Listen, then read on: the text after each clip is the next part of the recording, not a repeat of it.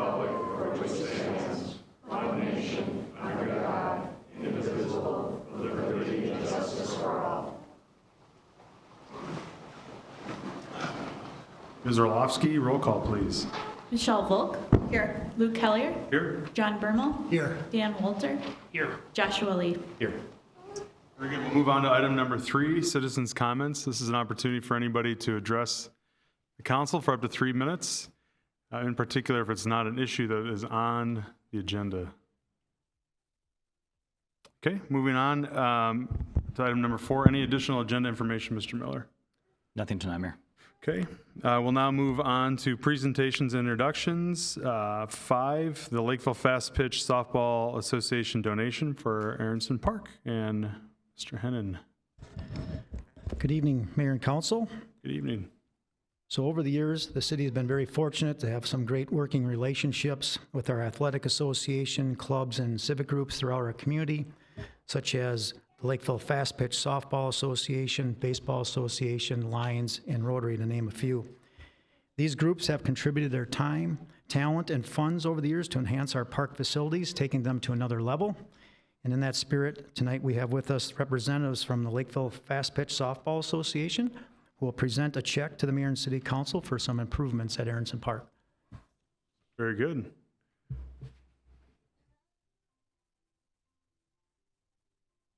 Are you guys going to tell us what they're for?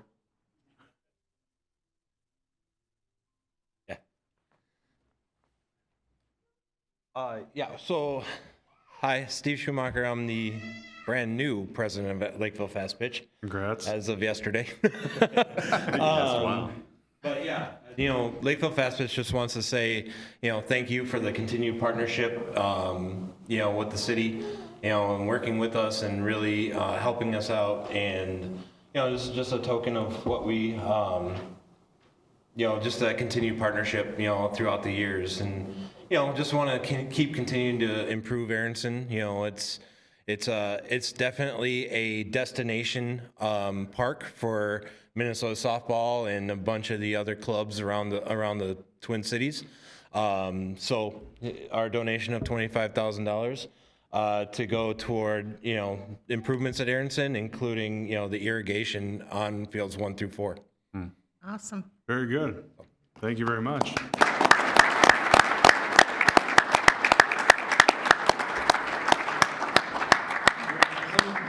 You want to say something? No. Okay. Yeah, you want to do a picture?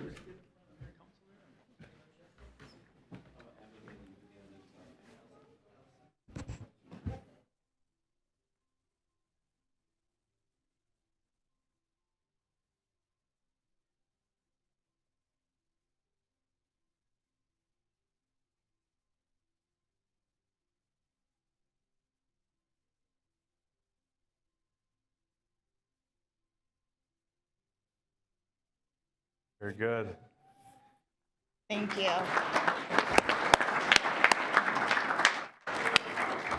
Council, any other comments? Joshua? I'm sure the irrigation system is going to be well needed. I mean, it's every time I pass those fields, they're being used, so I can only imagine what kind of upkeep it takes. So thanks for the dedication back as well to make sure that the fields are usable for everybody. So thank you for your work on that. Yeah, appreciate it. And if you could have one more tournament before the season ends, because anytime you've had one this summer, it's rained for 3 days straight. So we could use one more big dump. So if you want to just put something on the calendar, but okay, there we count on rain. Yep. Yep. Well, I just want to, on behalf of the city and the council, thank you for the continued partnership and for the donation. We appreciate it, and we enjoy working with you. So thank you very much. Anybody else? Okay. Moving on to item 5B, Fire Department recognition, and I'll turn it over to our Fire Chief, Mike Meyer. Good evening. Good evening, Mayor, council members.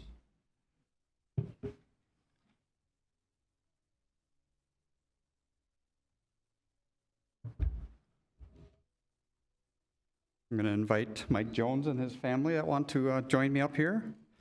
Thank you for allowing us to recognize Mike Jones for his years in service of dedication to the fire department in our community. Mike joined LFD in 2002, where he served 22 years as a firefighter at Station 3. He was also station engineer and a board member on the relief board. And I'm going to let him introduce his family and maybe share a little bit of his thoughts and his journey with the fire department. I'm lucky to have my wife Linda here this evening, my father-in-law Jack, mom, my oldest daughter Haley. Most of her family were committed for other things going on this evening. She's got 2 grandsons, Jack and Parker, that would have loved to have been here so they could have been over to the station and playing the engines and such. Her husband Logan's home with them, and my middle daughter Alexa and her husband Ryan, and their oldest son Oakley and Milo, and then my youngest daughter Mackenzie and her husband Jake, and our granddaughter Belle Louise. That's coming. Very good. I leave him out because he's going to be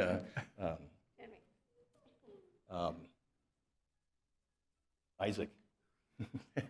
Isaac Michael. Oh, So- very good. Ah, nice. As far as my time on the force, I'm proud to have been able to serve the community and give back. I think I was fortunate. I think most firefighters, when they start, they want to try to make that 20-year mark. There was a couple of goals that I had, and that was one of them. I also always thought it was really neat to our annual banquet or whatever, and the award of Firefighter of the Year would be given out. I was fortunate enough to win that one. Second goal I had, making the 20 years and being able to do it on a straight shot and be fortunate enough to not sustain any injuries or anything like that and have to take any time off was another big plus. None of that would have happened without, the department. It's like family, my fellow brother and sister firefighters, but the other probably more just as important, if not more. Time so that when we get called to respond, everything goes off without a hitch, like a well-oiled machine. Plenty of training. And then you do your job, but afterwards, when you're riding back to the station or when you're at home, that's when you get time to think about, hey, what did we just do? You can't undo what you see or experience. And that's when the family portion of the fire department and your real family come into play to help you deal with those things. I mentioned training for the fire department. The tough part for the family is there's no real training for the family then. Hey, how do we support our family member who's a firefighter? So it's a real, in my opinion, a real tough job that they do. And I'm so very thankful for all of them being there and supporting me as well as my fellow firefighters. So I just want to say thanks to them for always being there, and thanks to the city for me having the opportunity to do this. So thank you. Thank you.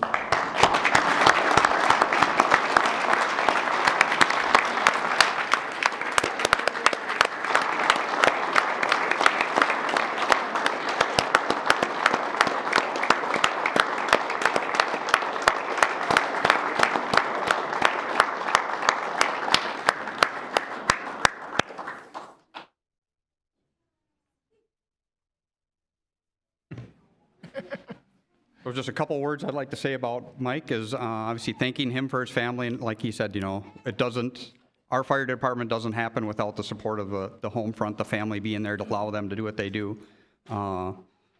Mike is a talker, so if you ever want a good story, just ask him. He's got good stories and a lot of jokes to tell you.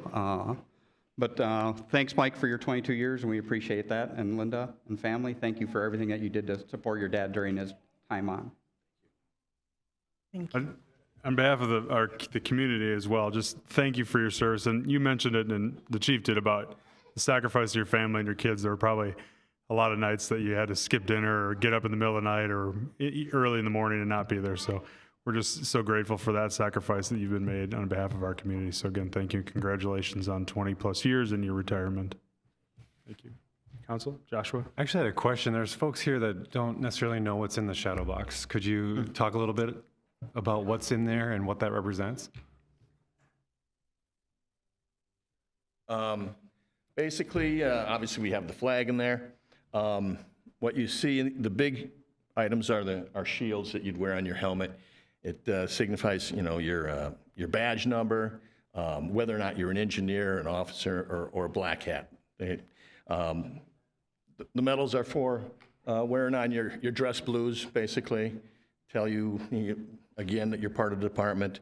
Some of the things that I think are neat, for me, I have one pin there that's a lifesavers pin, and I managed to make that work twice. Oh. And the other one just signifies that every 5 years you get another star, and so there's 20 in there. And the rest of it's just basically insignia, flag, little lapels, things for your lapels and stuff. So it's a nice box.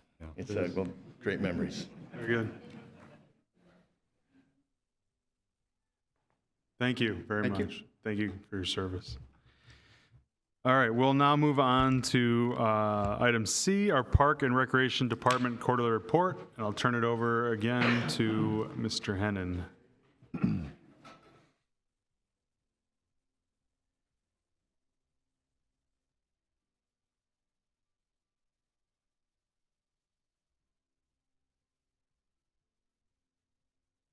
Good evening again, Mayor and Council.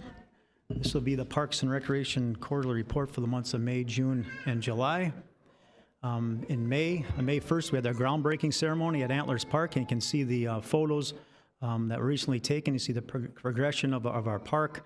The trails are being established, pavilion, shelters, playground, et cetera. So again, the plan is to have this substantially completed in November and open up in 2024.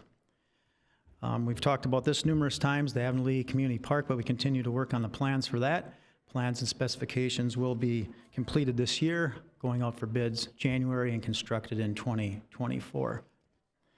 Also, part of the park bond referendum is some trail gap improvements. 4 of the 6 gaps will be completed this year, 2 next year, and you can see the one on the left is from Kenyon Avenue on the west side of 35W. Ritter Farm Park Cabin is progressing. We're just down to some punch list items. You can see we're almost finished. We'll have a grand opening / ribbon cutting event on October 14th from 10 to 12. We'll publicize that to the community and get some invites out as well. Some non-related park bond projects include the replacement of Foxborough Playground, and then the construction of Nob Hill Neighborhood Park is happening this summer. And a lot of that, those amenities are already installed. If it's the playground, basketball court, shelter, et cetera. So they're actually putting in some landscaping today, so that's moving along nicely. On the maintenance side, the boat launch was completed last year. Just letting folks know we have that live boat launch camera, which will allow folks to access our website and take a peek to see how many people are at the launch. So if they want to stay home, if it's too busy, they can do that. Again, that's on our website. And we also installed some irrigation in front of the performance stage this spring. Busy time of the year for the park maintenance department. They laid out 95 athletic decks and baseball fields in preparation for the summer, and they continue to do that. Ball field dragging, mowing on a regular basis, and then we worked with LBA on the construction of a storage garage at King Park. Park maintenance also heavily involved with special event setups such as Panaprog and the Father's Day Soccer Cup and numerous softball and baseball tournaments. Moving to recreation, number of sports that are offered. If it's tennis, cricket, coach pitch, lacrosse, you name it, they have that as part of their recreation program.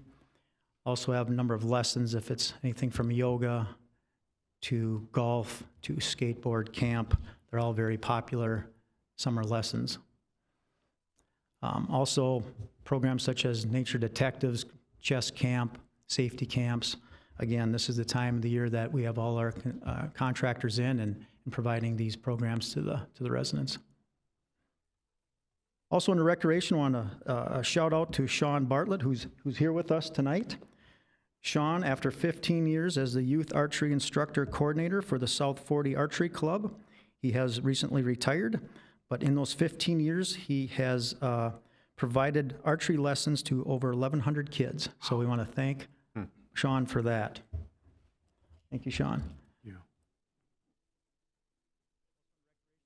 Numerous special events, part of Panaprog, if it's a ping pong drop, Panaprog run, pickleball tournament, July 4th. The Recreation Department's heavily involved with those events. The Puppet Wagon was out and about this summer, 96 shows, had over 2,600 viewers at 13 different park locations, and we want to thank the Lakeville Lions for the sponsorship of the Puppet Wagon again this year. Moving over to the Heritage Center, we have the active adults that are out and about playing bocce, golf, biking, knitting, you name it. They're doing it over across the street. So I want to shout out to those folks. They have a volunteer recognition last 3 months. I think it was in May. 88 volunteers were part of a recognition lunch, ice cream social, and we had our Panaprog bake sale after a few years of putting that on hold.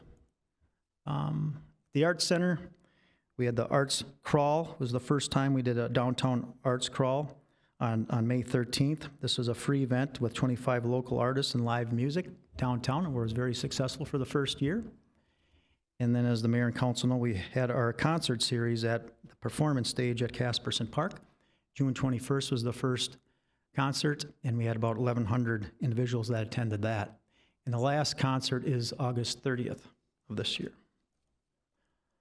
Also at the Arts Center, we have raku firing, some pottery classes, painting classes, and then a number of productions and performances at the Arts Center, which include the Mean Girls and Hansel and Gretel, just to name a few. Just looking ahead, we have the fall program registration that started August 10th. Fall brochure went out in the mail August 18th, which is Friday. It's actual National Peach Day or month, I think, today at the Heritage Center, so they celebrated that. And then, like I mentioned, the last concert at the lake is on August 30th, and that's a tribute to Johnny Cash. So if you have any questions, I'd be happy to answer any of them. Yeah, Michelle? For those persons that don't necessarily read the local paper, Yeah. there was a request made of the public for the boat launches, and maybe you can elaborate on that. Yeah. And hopefully they hear this broadcast. Yeah. In preparation for that question, I have a visual here. So, Jack, do you want to throw that up on the screen, please? Perfectly teed up, Michelle. Good job. He paid me well. I'm teasing.